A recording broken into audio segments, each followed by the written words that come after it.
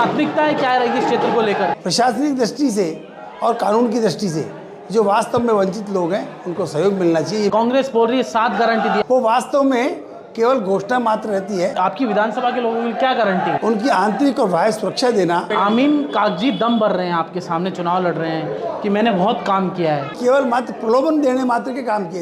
नमस्कार, इस वक्त हम जयपुर में मौजूद हैं और चुनावी यात्रा हमारी जयपुर में पहुंच चुकी है और जयपुर की हॉट सीट किशनपोल विधानसभा में हम पहुंच चुके हैं। चंद्रमोहन बटवाड़ा को भारतीय जनता पार्टी ने उम्मीदवार बनाया है। चंद्रमोहन बटवाड़ा जी से खास बातचीत करते हैं। चंद्रमोहन जी, आपकी प्राथमिकता है क्या रहेगी इस क्षेत्र को लेकर? सादर नमस्कार। किशनपोल विधानसभा क्षेत्र अपने आप में शहर का एक हॉट सीट बनी हुई है, जिसमें यहाँ के जो रिहायशी लोग हैं वो पिछले 5 साल में अंतर्निहित गतिविधियों के कारण से परेशान रहे अल्पसंख्यक वर्ग से। जहाँ जहाँ बहुसंख्यक वर्ग उन अल्पसंख्यकों के बीच में एक न्यून स्थिति में रह रहा है, उसको पलायन होने के लिए मजबूर होना पड़ा और अपने मकान सुरक्षित रखते हुए वह यहाँ से घर परिवर्तित कर चुके हैं। और यहाँ पर जो मुस्लिम पिछले समय में मुस्लिम विधानसभा क्षेत्र रहे, तो उन्होंने यहाँ पर खुल कर के ऐसे लोगों को सहयोग किया जो वास्तव में पीड़ित नहीं थे, फिर भी अपने वर्ग विशेष के लोगों को कोरोना काल में और बाकी समय पर सरकार की योजनाओं का अनुचित लाभ उनको दिया। इसलिए जो योजनाएं बनी हैं उन योजनाओं में प्रशासनिक दृष्टि से और कानून की दृष्टि से जो वास्तव में वंचित लोग हैं उनको सहयोग मिलना चाहिए, ये मेरी प्राथमिकता होगी। और साथ ही जो सबसे बड़ी समस्या है यहाँ पर वो है पार्किंग की। सारे क्षेत्र में वाहन परिचालन बहुत मुश्किल होता है, तो वाहनों का चलाना ही बहुत मुश्किल है। पैदल चलना और बाकी जो संसाधन है उनको उपयोग, किसी जगह कोई दुर्घटना हो जाए तो उसके लिए ना तो एम्बुलेंस आ सकती है और नहीं फायर ब्रिगेड आ सकती है। बटवाड़ा जी, मेरा सीधा सवाल है, कांग्रेस बोल रही है 7 गारंटी दी, आपके पास क्या गारंटी आपके पिटारे में? कांग्रेस ने जो गारंटी देने की ख्याली जुमलेबाजी है, वो वास्तव में केवल घोषणा मात्र रहती है। जैसे उन्होंने घोषणाएं की थी 3500 रुपये प्रति स्टूडेंट हम बेरोजगारी भत्ता देंगे, लेकिन हुआ क्या? कुछ नहीं हुआ। आपके पिटारे में आपकी विधानसभा के लोगों की क्या गारंटी है?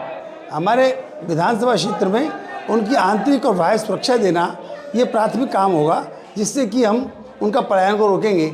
साथ ही जो पीड़ित पक्ष है, जो वर्ग विशेष द्वारा पीड़ित किए जाते हैं, उनको पूर्ण सुरक्षा प्रदान कर उनको बहिर्गमन से रोकेंगे, खत्म करेंगे। आमीन कागजी दम भर रहे हैं, आपके सामने चुनाव लड़ रहे हैं कि मैंने बहुत काम किया है, आपका क्या कहना है? अमीन कागजी ने कोई काम इस प्रकार के नहीं किए, बल्कि केवल मात्र प्रलोभन देने मात्र के काम किए। जैसे मंदिरों में कुछ पैसे दे देना, उनको पुजारियों को अपने पक्ष में करना, वोट देने के, सब समझते हैं कि उन्होंने हिंदुओं के लिए कोई काम नहीं किए। मुस्लिम क्षेत्र में भी कुछ चुने हुए लोगों के लिए काम किए, जिससे उनका वो वाहवाही करते रहे और उनके लिए चुनाव सभा में काम कर सके।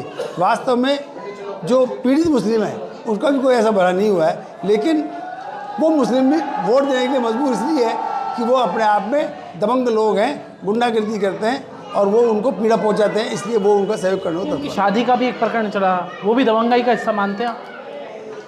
शादी का प्रकरण जो उनका है वो मुस्लिम वर्ग की एक ये कहें कि अपने को उनका ये एक बढ़ाने का, अपना परिवार बढ़ाने का एक सिस्टम बना रखा उन्होंने। इसके लिए वो ये करते हैं कि हिंदू बालिकाओं को बेला फुसला करके और उनको ऊपर किसी प्रकार का आर्थिक दबाव कर दिया, शारीरिक दबाव कर डाल दिया, इसको शादी करने के लिए मजबूर करते हैं और वो शादी कर लेते हैं। उन्होंने ऐसा ही किया? उन्होंने इसी प्रकार से अपने सेक्रेटरी को ही जो है अपनी पत्नी बनाकर। आप लव जिहाद मानते हैं इसको? ये अपने आप में एक टर्म है लव जिहाद, जिसको सामान्य आदमी समझने के लिए ये है कि वो बेला फुसला करके, दबाव डाल करके और अनुचित रूप से शादी जो करने का अधिकार नहीं होते भी शादी कर लेते हैं, यही लव जिहाद का। उन्होंने ऐसा ही किया? उन्होंने ऐसे ही किया।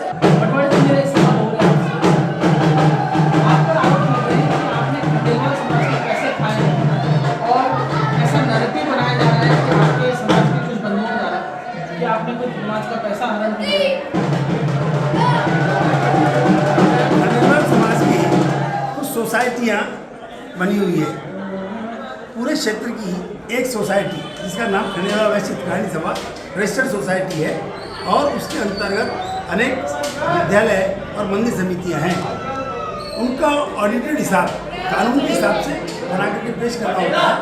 वो सब संस्थाएं पेश करती, इससे सरकार उनको मान्यताएँ प्रदान करती है। लेकिन कुछ लोग जिनको पिछले समय में उन्होंने कोई गड़बड़ी की थी और की थी, वे संस्था में मेंबर्स नहीं हैं।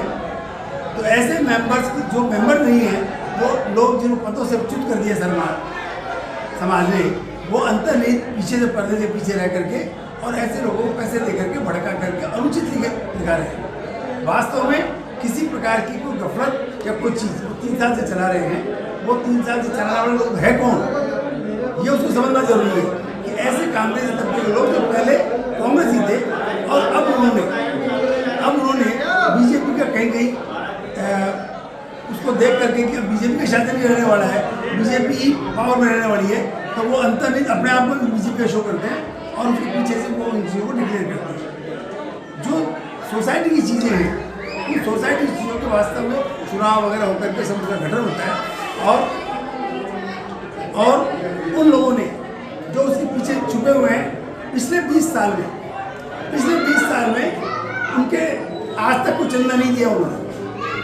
तो सोसाइटी को केवल जो सोसाइटी के मेंबर्स हैं, जो चंदा देने वाले लोग हैं, वो हिसाब मांग सकते हैं, बाकी लोगों को हिसाब तो आप ये कहना चाह रहे हैं कि आपने कोई गफला नहीं किया, सब चीज़ सरकारी रिकॉर्ड पर और स्वच्छ तरीके से